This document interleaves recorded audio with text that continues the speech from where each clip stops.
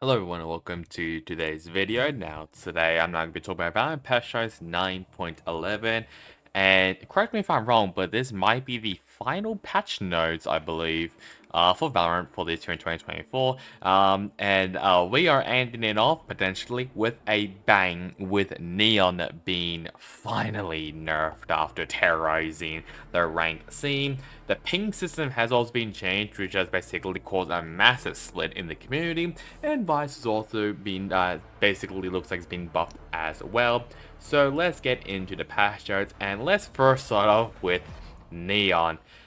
Basically, her slide was so overpowered, and the accuracy was just like, it was better if you just were not moving or even like running. Like, it was that good. So they have nerfed her quite a bit. They've now given her now one slide down from two, and the accuracy the during slide has gone basically is now basically the same as crouch walking accuracy, I believe. So originally I'm pretty sure it was under full accuracy. Now it is under the crouch walking accuracy, which will basically mean it'll be a lot more inaccurate, I guess you can say, which is good. Thank God, because my god, Neon was terrorizing the rank scene, but we'll see how this new accuracy goes for Neon. Does this mean that Neon might maybe be gone from the meta? Maybe. I mean, Phoenix, I've seen quite a lot of Phoenix being played as well. Jet, obviously. Reyna, well, that's just my rank, kind of. But I'm interested to see of how the pro players, if they're going to be using Neon, or they're going to switch to maybe Jet, or maybe even Phoenix, or Raze, you know, or even play ISO even. So we'll see how much this affects Neon's overall performance in the rank scene. And as well for her overdrive, they've also increased the counterplay as well for it. The duration of the ultimate has gone down from 20 to 10 seconds, and the ultimate point has also gone down from 7 to 8. Vyse now, she's got some buffs, it looks like, some buffs and nerfs, so kind of just both. First, her Razor Vine. The damage per tick of moving through the Razor Vine has gone up from 6 to 10, which is still pretty good. While the vertical drop spawn height has gone down from 450 to 300, which basically means that it will no longer affect players as far under under it when spawning high above an object level geometry. I think this basically means that any players who are underneath that geometry, then they won't be affected by it, I believe. And now it slows enemy dashes, similar to say just slowing Orb and concussors, which is still pretty good. And her arc rose, it's basically equipped the speed cast is now faster. That's basically the only buff there. Client updates, you can now upgrade your weapon skins in 5 seconds instead of basically 5 hours. So it'll be a lot quicker now to upgrade your weapon. They've also added the ability as well to unlock multiple available skin levels in a single transaction, and variants will also require a separate unlock. Now for maybe the second biggest thing, which is the ping system. Oh, it's late. The in-game ping is it's a very good tool for allowing players to communicate if they don't want to use their mics for some reason. Over the years, the unintended use case of the ping system have emerged that gives players in the moment combat advantages that go beyond the intended use of the system. With that in mind, they're making two changes to the ping system. One, smokes will now block your in-world pings from traveling through them, and instead land on the smoke. Pings made on your map will no longer appear in the world and only display on the minimap. So this is some pretty big changes here. Here's just a little quick video. So I think this is before the ping system. So as you can see, that was very, very loud. So you can obviously see the ping just barely, but you can see the ping there.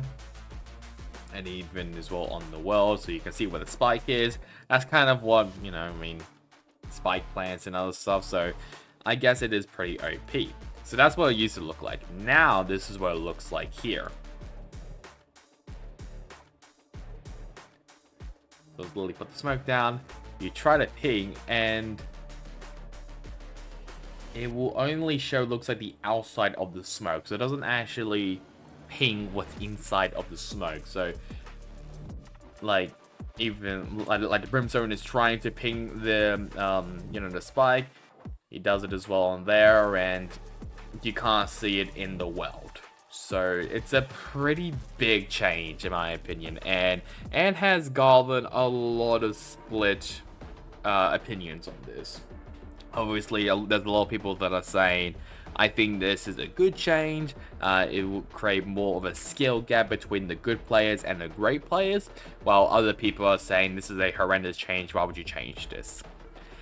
If I had to say, I think this will definitely give a bigger player ceiling, I guess you can say, and a lot better as well of play style and strategies as well in the game.